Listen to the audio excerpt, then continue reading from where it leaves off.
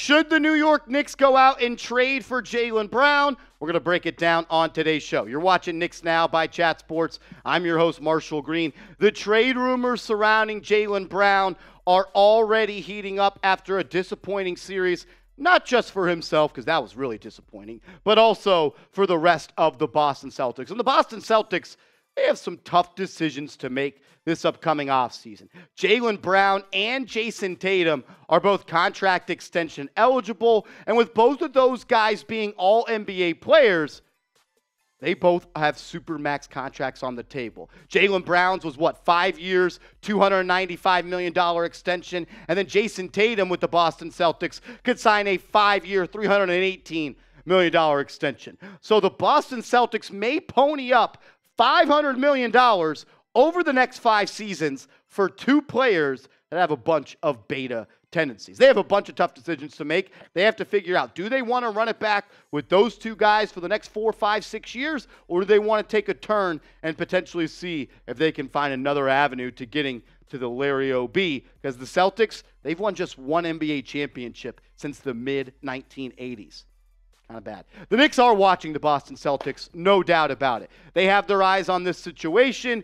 There's been rumors that the Knicks are interested in Jaylen Brown dating back to last year's offseason when Brown had those weird comments about he doesn't want to be a Celtic anymore and he may want to look to be traded elsewhere. So from afar, Leon Rose is watching not just the Celtics, but a lot of other NBA superstars that could become disgruntled and wants to force their way out. So before we dive into the statistics on today's show, I just want to ask you guys this question. Should the Knicks trade for Jaylen Brown? Should they pull the trigger? Let me know what you think. This will be the pinned comment on today's show. Let me know. Should the Knicks trade for Jaylen Brown? When you get hit with that YouTube ad break, scroll on down and type your T for trade or P for pass.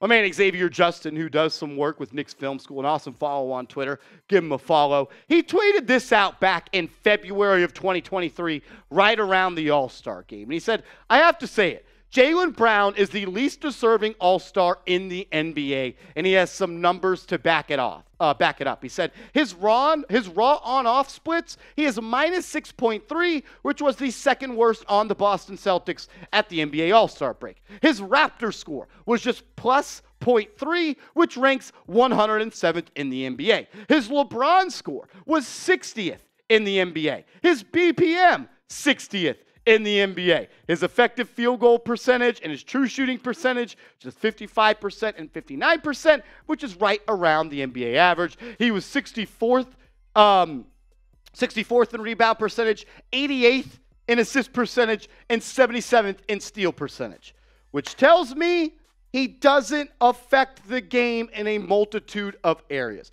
Is he great in the fast break? Yes. Can he make tough pull-up mid-range jumpers? Yes. Is he a solid defender? Yes. Not a great defender, but solid. And is he a guy that can get hot from downtown? No doubt about it. I'm not saying Jaylen Brown is some scrub, but what I am saying is he is not a superstar. He's in that star category where he's either a third or a second best player on a championship contender. I lean more towards the third best player or a 2A, 2B situation. We'll talk about that and more coming up. But first, with the summer here, you guys need to get hooked up with our awesome sponsor of today's show, Bird Dogs. Go to birddogs.com and use the promo code CHAT, and they're going to hook you guys up with a free Yeti-style tumbler. They got pants, joggers, shorts. They got every single style that you want. You could choose the length of your shorts. If you want the 5-inch inseam, the 7-inch inseam, or the 9-inch inseam, they've got the ones that you're looking for. Experience the comfort of Bird Dogs because they have mastered not only the look of an awesome pant or short, but the feel as well. With the fit,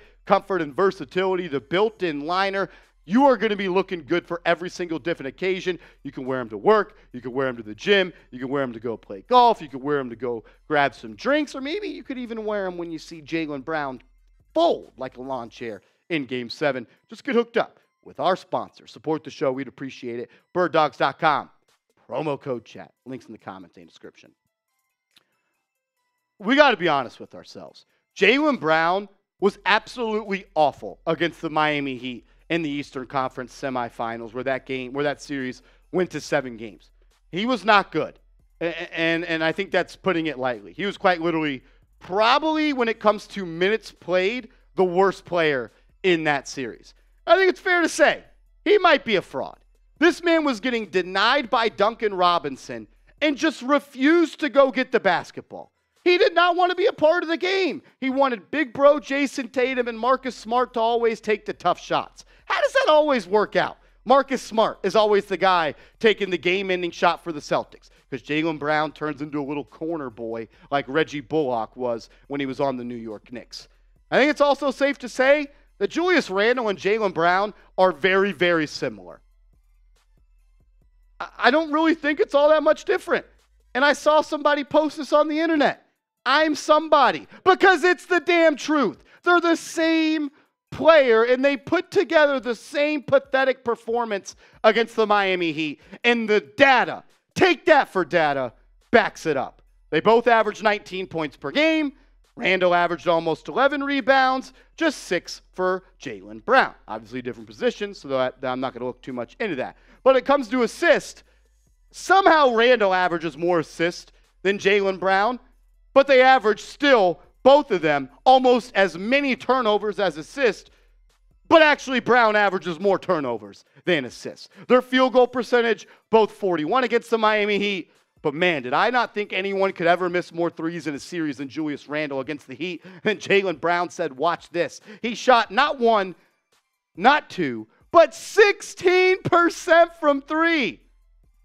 It's awful. He was awful. And if the Knicks are going to trade for Jaylen Brown, I am assuming that R.J. Barrett is going to be the centerpiece of that deal. And I cannot handle Julius Randle and Jaylen Brown on the same basketball team because it would be a turnover every other possession. They don't play defense. They don't make others better. And they're very, very hit or miss. I cannot handle if Jaylen Brown and Julius Randle are on the same team. So if you're going to trade for Jaylen Brown, make sure Julius Randle is on his way to Boston. And you know this, if they do make a trade or they make a move or they do anything, we are going live on the channel. Knicks offseason coverage, better than anyone else out there. Hit that sub button right now. Sub for Knicks Dubs. Help us get to 30,000 subscribers. Not only was Jaylen Brown's playoff series numbers against the Miami Heat were atrocious. Look at this. You're going to pay this man $66 million per year? Come on. Come on. Don't kid yourself. Jaylen Brown is good.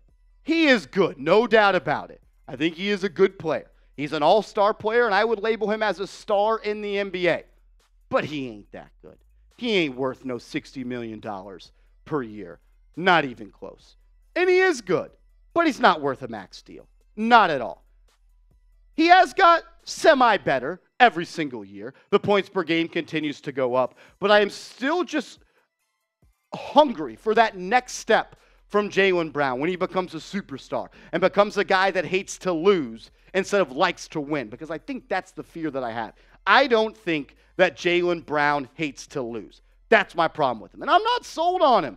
I really am.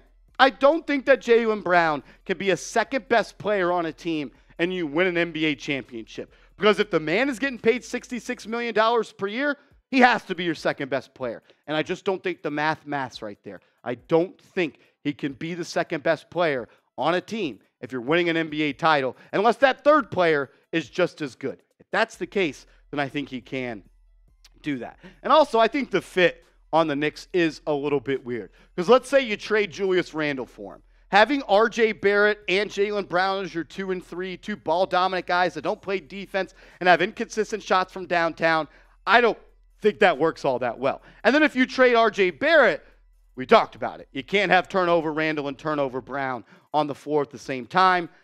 The fit is weird. If I could trade R.J. Barrett and Julius Randle and get Jaylen Brown and then maybe get a third piece from another team that doesn't need the ball to be effective, then maybe I could think about that. But I don't think that the fit is all that good currently on the New York Knicks. As always, I want to say thank you to everybody that tunes into New York Knicks Now. If you think I'm dumb, you think I'm not on the spot with this Jaylen Brown take, go yell at me over on Twitter, and we could talk about it over there at @MarshallGreen_. Appreciate you.